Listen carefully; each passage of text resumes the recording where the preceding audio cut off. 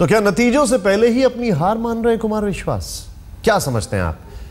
और ज्यादा जानने के लिए देखिए उनसे खास बातचीत हमारी सहयोगी प्रमिला दीक्षित की।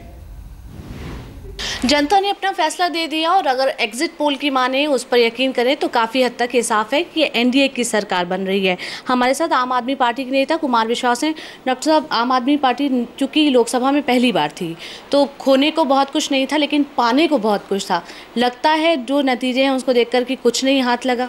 देखिए, एग्जिट पोल एक तो नतीजे नहीं है, लेकिन एग्जिट पोल की भी अगर सच माने तो कुछ बड़ी उपलब्धियाँ हैं, कुछ बड़े नुकसान भी हैं। बड़ी उपलब्धियाँ ये है कि हमने जो इनकी कंफर्ट पॉलिटिक्स थी, बड़े लोगों को छोड़ देना, हमने उस कंफर्ट पॉलिटिक्स से ना बाहर निकाला। जीवन में पहली बार भाजपा अमेठी में दिखाई दिए।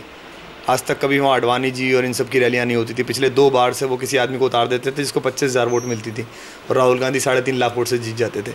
हमने एंटी राहुल इतना माहौल बनाया, वहाँ 4 महीने ऐसी फाइट की अकेले कि भारतीय जनता पार्टी को राहुल गांधी को बचाने आना पड़ा ताकि एंटी राहुल वोट बच जाएँ। और राज्यसभा की एक सांसद उतारी जिनके पास 5 वर्ष हैं, और ताकि राहुल गांधी कंफर्टेबली जीत जाए। इसका फिर प्रतिफल उन्हें बनारस में मिला कि बनारस में भी राहुल गांधी ने एक रैली की और कोशिश की कि मुस्लिम वोट और बाकी वोट थोड़ी काटी जा सके अरविंद की, और ताकि नरेंद्र मोदी निकाल लें। जो कुछ थी हमने ये बदला। लेकिन यही दिल्ली के नतीजों को देखें तो जिस दिल्ली में आप बिल्कुल शानदार तरीके से जीत हासिल करके आए थे, अनएक्सपेक्टेड था, उसी दिल्ली को छोड़ के आप बाकी जगह चले गए तो दिल्ली की जनता को अपने साथ ये बड़ा धोखा सा लगा। आपको लगता है दिल्ली में अगर आप अच्छे से दिल्ली को कम से कम आधी छोड़ सारी को धावे वाली स्थिति ना होती, बाकी जगह ना जाते, दिल्ली में संवारते, तो वहाँ कहीं कोई चूक, कोई गलती आपको लगता हुई? देखिए, राजनीतिज्ञ ऐसा कहते हैं, पहली बात तो सत्ता कोई रोटी नहीं है कि आधी खा लो फिर पूरी खाएंगे।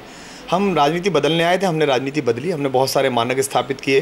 पंजाब में आज हमारे पास 27% वोट बैंक है। पूरे भारत में कहीं ऐसा स्टेट आप नहीं दिखा रहे हैं जिसमें हमको 13-14% वोट नहीं मिल रही है।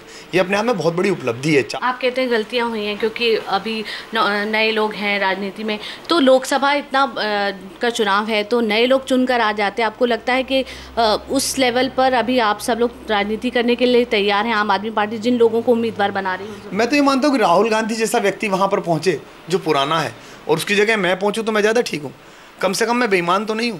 कम से कम मेरे अंदर ये गैर जिम्मेदारी तो नहीं है कि दामिनी हो जाए, गुड़िया हो जाए, लोकपाल हो जाए, कोयला हो जाए, देश स्पेन में रहे और आप स्पेन में रहें। कम से कम ये तो नहीं है। मैं कम से कम राष्ट्रीय बोझ को उतारने के लिए पहुंचा तो सही। आपने पेन की बात की और आपने बात की कि आप अकेले लड़े, तो क्या आपको लगता है आप वाकई अकेले रह गए थे? क्योंकि बाकी आपकी जो कार्यकर्ता, जो पूरी आपकी टीम थी वो पंजाब में थी, बनारस में थी, लेकिन अमेठी बहुत वक्त बाद पहुँचे थे अरविंद केजरीवाल। नहीं, हाँ, ये तय है कि अमेठी में लोग नहीं पहुंचे। या तो अमेठी की संरचना ऐसी है कि दूरी पर थी वो, या वहाँ सुविधाएं वहाँ नहीं थी, वहाँ बनारस की तरह या पंजाब की तरह होटल नहीं थे, घाट नहीं थे, घूमने को कुछ नहीं था, या कार्यकर्ताओं में क्या हुआ वहाँ लोग पहुँचे नहीं, ये बात है। पहले 3 महीने हम लोग अकेले लड़ते रहे। फिर 10 तारीख को जब दिल्ली का चुनाव हो गया तब हमें उम्मीद थी कि वहाँ लोग पहुँचेंगे, लेकिन तब बनारस का चुनाव सामने आ गया और निस्संदेह राष्ट्रीय संयोजक अरविंद केजरीवाल, और वो महत्वपूर्ण सीट थी और मैं काफ़ी सीट अच्छी बना चुका था अपनी, तो वहाँ। लेकिन मैंने चुनाव इसलिए नहीं लड़ा था कि कौन आएगा कौन नहीं आएगा। मैंने चुनाव इसलिए लड़ा था कि मैं अकेला भी लड़ूं तो मैं लड़ूंगा।